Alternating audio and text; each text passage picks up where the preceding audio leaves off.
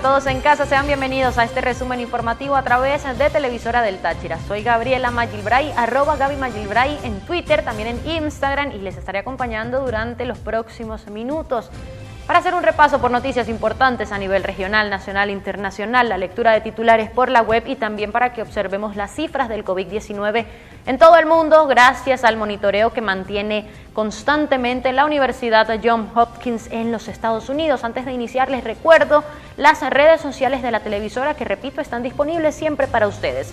@NoticiasTRT en Twitter, @noticias_TRT para Instagram. Recuerden que a través de ellas pueden enviarnos mensajes, denuncias, reportes, también solicitar algún tipo de servicio público para usted, un familiar o amigo que pueda estarlo necesitando en estos momentos. Ya dicho esto, les comentamos que a esta hora el Gobierno Nacional aún no ha emitido un balance respecto a los casos de COVID-19 que se han detectado en el país durante las últimas 24 horas. Sin embargo, la invitación, como cada noche, es para que ustedes estén muy pendientes de nuestras redes sociales que están allí en la parte baja de sus pantallas y a través de ellas puedan observar este reporte una vez sea difundido vía Twitter, vía telefónica o a través del canal del Estado venezolana de televisión. Por ahora vamos a hacer un repaso por noticias locales.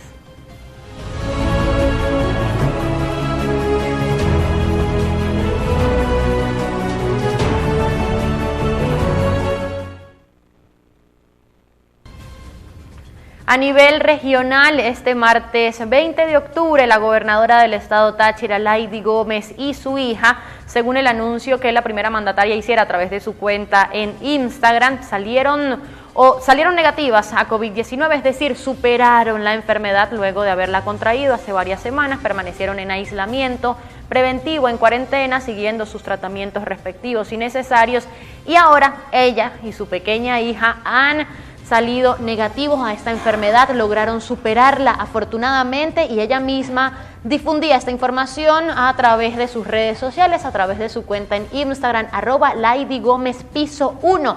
Allí publicaba lo siguiente: hashtag 20 de octubre, hemos superado el COVID-19, ya nuestras pruebas con resultados negativos.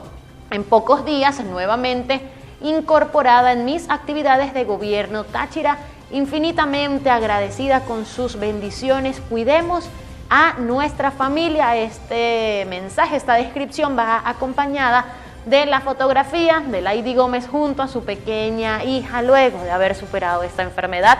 Nos alegra mucho que esto haya sido de esa manera. Cambiamos de tema y ahora vamos a observar imágenes desde la frontera, desde San Antonio del Táchira, para ver cómo se mantuvo, cómo estuvo hoy la situación desde la sede del SAIME en San Antonio del Táchira, donde desde el pasado lunes se está realizando el proceso o el operativo de cedulación. Esto, en el caso puntual del estado Táchira, se lleva a cabo en la ciudad de San Cristóbal, en la oficina de SAIME del municipio capitalino, en San Antonio del Táchira, ya en el municipio Bolívar, y también en La Fría, municipio García de Evia. De esta manera, como ustedes lo están observando en pantalla, así transcurrió el segundo día para la renovación de cédulas, ya sea por robo o extravío, en la ciudad de San Antonio del Táchira. En ese caso, este lunes se lograron atender a más de 170 personas en las oficinas de la ciudad ubicadas en el primer piso del centro cívico. Como se puede apreciar en las imágenes, la participación de la gente ha sido bastante nutrida. Si hablamos del caso de la ciudad de San Cristóbal, que ya vamos a tener las imágenes en pantalla también, el panorama fue similar. Incluso en nuestro resumen de este lunes en las noticias nacionales veíamos que en otras ciudades, en otros estados a nivel nacional, la situación era la misma, la aglomeración de personas era impresionante, sobre todo en la capital de la República, en Caracas, y lo más preocupante de esta situación es que algunos de los ciudadanos no tenían o no hacían uso del tapabocas. La aglomeración, en el caso de las imágenes de la ciudad de San Cristóbal, que son esas que ustedes están observando en pantalla. Muchas personas han asegurado que no han podido finiquitar con éxito su registro porque se han presentado fallas constantes en el sistema SAIME, y esto retrasa o crea cierta lentitud en este proceso que, repito, las personas realizan cada día desde tempranas horas de la mañana. Esta jornada se llevó a cabo el día lunes para terminal de cédula 0, 1, 2 y 3. El martes, hoy, correspondía a los números 4, 5 y 6, y para este miércoles será para aquellos números o aquella cédula que termine en 7, 8 o en número 9.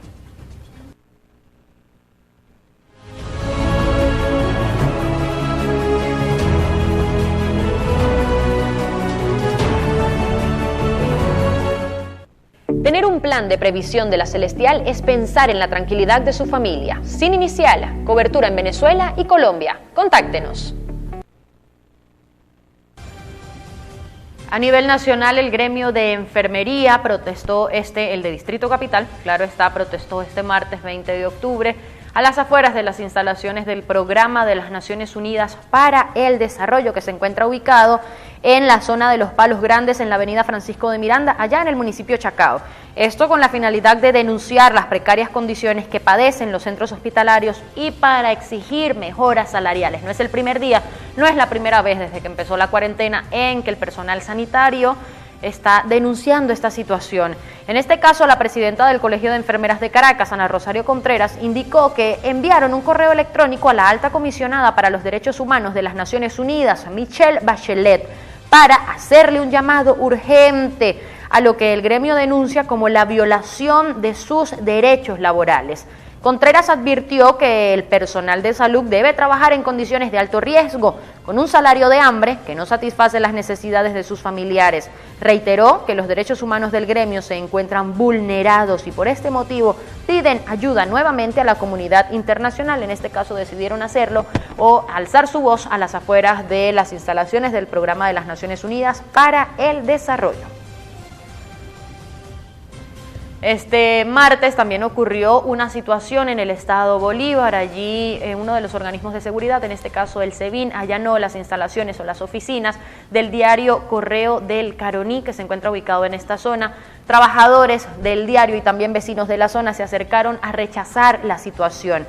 La sede del diario Correo del Caroní, ubicada en el sector Villa Colombia de Puerto Ordaz, fue allanada por funcionarios del Servicio Bolivariano de Inteligencia Nacional, según denunció el medio de comunicación a través de su cuenta en la red social Twitter la mañana de este 20 de octubre. Germán Borregales, abogado del periódico, dijo que los oficiales de inteligencia le negaron la entrada a las instalaciones. Me dijeron que no podía estar, que me saliera. Ellos dicen que es una visita domiciliaria, pero no es más que un eufemismo para disimular un allanamiento, señaló de acuerdo con una cita publicada por el medio guayanés en sus redes sociales.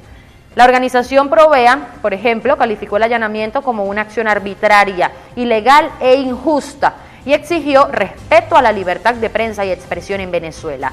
Hace 8 días, específicamente el 12 de octubre, fue allanada la vivienda de David Natera, presidente del diario local que cumplió 43 años de fundado el pasado 27 de junio. Hasta horas del mediodía de este martes, las patrullas del SEBIN siguen estacionadas en la sede del diario local y lo que vemos en pantalla son imágenes de momentos después de ocurrir este allanamiento, como los ciudadanos y trabajadores del medio de comunicación denunciaban y rechazaban estas acciones. Cambiamos de tema porque ahora la organización no gubernamental, o más bien el Observatorio Venezolano de Prisiones, denunció y alertó del número elevado de privados de libertad que han fallecido en las cárceles venezolanas debido a complicaciones o por motivos de salud. El Observatorio Venezolano de Prisiones advirtió sobre el incremento de internos fallecidos en los centros de reclusión del país por motivos de salud. El estudio, presentado recientemente, revela que enfermedades como tuberculosis, VIH y COVID-19 aumentan exponencialmente en los calabozos de la nación sudamericana. De acuerdo al más reciente informe presentado por el observatorio, en los centros penitenciarios del país abundan casos de reclusos con diversas patologías que no están siendo atendidas correctamente por las autoridades gubernamentales. Carolina Girón, directora de la ONG, alerta que desde octubre de 2019 hasta el presente, de las 55 muertes que contabilizaron en las cárceles, 40 fueron por motivos de salud, la mayoría ligados a desnutrición y hacinamiento, que según la organización es del 167%. Esto también está sustentado en el informe que publicaba hace algunos días la organización no gubernamental Una Ventana a la Libertad, donde también hacían eco de la situación de salud de los reclusos, de los privados de libertad con enfermedades exactamente las que se mencionaban acá, como tuberculosis, también desnutrición y casos de coronavirus en los centros penitenciarios en Venezuela.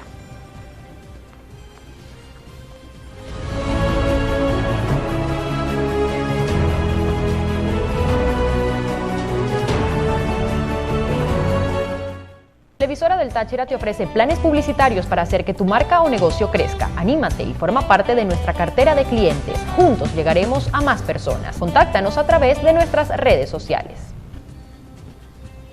A nivel internacional hablamos de la pandemia por el COVID-19 y los estudios que se siguen realizando en todo el mundo con la finalidad de encontrar lo antes posible una vacuna que permita contrarrestar los efectos de esta enfermedad. Por ejemplo, desde el Imperial College de Londres se reveló este martes una primicia que plantea cuestiones éticas. Es que investigadores británicos prevén infectar a un grupo de voluntarios con el nuevo coronavirus para hacerles un seguimiento de cerca y avanzar en la investigación del desarrollo de la vacuna y de los posibles tratamientos contra la enfermedad. Este método ya ha sido utilizado para las pesquisas de otras enfermedades como la fiebre tifoidea y el cólera, pero es la primera vez que se plantea para la lucha contra la pandemia de COVID-19, cuya segunda ola está provocando el regreso del confinamiento en algunos países europeos. El primer paso del proyecto, dirigido por el Imperial College de Londres, es analizar la viabilidad de exponer a voluntarios sanos entre 18 y 30 años y sin factores de riesgo al SARS-CoV-2, el virus del nuevo coronavirus. Esta fase inicial tiene como objetivo determinar qué cantidad de virus causa síntomas en una persona, según explica este instituto en su página web. Luego van a proceder a estudiar cómo funcionan las vacunas en el cuerpo para detener o prevenir el COVID-19. Harán una observación de los tratamientos potenciales y estudiarán la respuesta del sistema inmunitario. Nuestra prioridad número 1 es la seguridad de los voluntarios, dijo uno de los doctores, específicamente el que dirige esta investigación en el Departamento de Enfermedades Infecciosas del Imperial College de Londres. Y seguimos hablando de la pandemia, pero ahora en el viejo continente, porque allí la segunda ola del coronavirus ha causado nuevas restricciones, toques de queda y también confinamiento en las principales ciudades de algunas naciones allí en Europa. Alemania, por ejemplo, orgullosa hasta ahora de su gestión, ha registrado casi 6.900 contagios en las últimas 24 horas. Unos 2.500 turistas han sido invitados a marcharse y los que viven allí solo pueden salir de casa para actividades esenciales o hacer deporte, pero en solitario. Las escuelas estarán cerradas durante 2 semanas y bares y restaurantes solo podrán servir comida para llevar. Italia, por su parte, cuenta más de 10.000 infecciones diarias, pero Giuseppe Conte y su gobierno no quieren ni oír hablar de otro confinamiento generalizado. En Reino Unido, 241 fallecidos se han registrado en un día, es la cifra más alta desde junio, y más de 21.300 nuevos contagios. Preocupa especialmente el área de Manchester, que superó los 500 casos por 100.000 habitantes. El primer ministro Boris Johnson ha anunciado el nivel máximo de alerta a partir de este viernes, ante la oposición del alcalde laborista Andy Burnham. Es la situación en algunas de las ciudades y países de Europa a la fecha, y los gobiernos han decidido implementar toques de queda selectivos, también confinamientos perimetrales en el caso de España, por ejemplo. Ahora hablamos del coronavirus en Latinoamérica, porque Argentina ha superado esta semana el 1.000.000 de casos positivos por esta enfermedad. Si lo vemos a través del mapa de la Universidad Johns Hopkins, es el segundo país de Latinoamérica con mayor número de casos positivos. Desde marzo, cuando inició o se registraron los primeros casos en este país, y pese a las medidas de restricción que impuso el gobierno hace meses para frenar la propagación del virus, de más de 44 millones de habitantes. El último reporte del Ministerio de Salud arrojó 12.982 nuevos contagios en una jornada, lo que elevó el balance de casos a 1.002.649, de los cuales más de 800.000 se han recuperado afortunadamente. En las últimas 24 horas se notificaron además 451 muertes, lo que lleva la cantidad de fallecidos a más de 26.000. Según el informe, la ocupación en unidades de terapia intensiva alcanza 64% en todo el territorio. Argentina ocupa el 5º lugar en cantidad de casos, detrás de Estados Unidos, India, Brasil y Rusia. Todos países que lo superan en población, según el último balance mundial hecho por la agencia AFP. Con el repaso por estas noticias vamos a hacer una pausa comercial, pero no se despeguen de sus televisores porque ya continuamos con más de nuestro resumen informativo. Al regreso, nuestra sección Economía para Todos.